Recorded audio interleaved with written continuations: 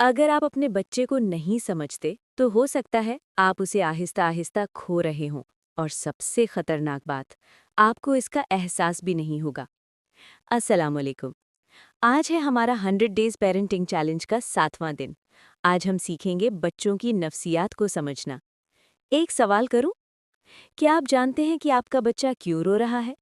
क्या आप जानते हैं कि वो क्यों चुप हो जाता है? क्या आप जानते हैं कि उसके दिल में क्या चल रहा है?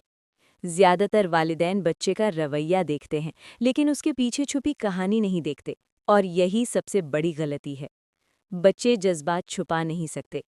दूसरी बात, आप 100 बार कहें मैं तुमसे प्यार करता हूं, लेकिन अगर वक्त नहीं देंगे तो बच्चा यकीन नहीं करेगा। तीसरी बात, बच्चे हर चीज का इल्जाम खुद पर लेते हैं।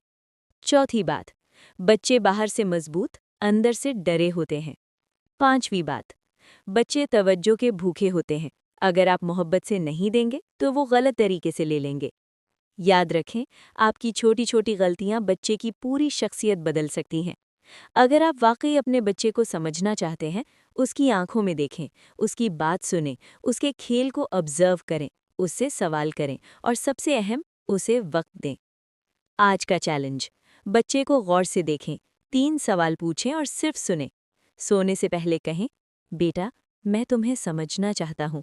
तुम जो भी महसूस करो वो ठीक है। मैं तुम्हारे साथ हूँ। याद रखें, बच्चे को बदलना आसान है, लेकिन उसे समझना असल मोहब्बत है। अगर आपने आज अपने बच्चे को समझ लिया, तो आपने उसका कल बचा लिया। हमें अपने बच्चों को समझने की तौफीक दे। आमीन। तो दोस्तों, कल मिलेंगे डे 8 में। अल्लाह हाफिज़।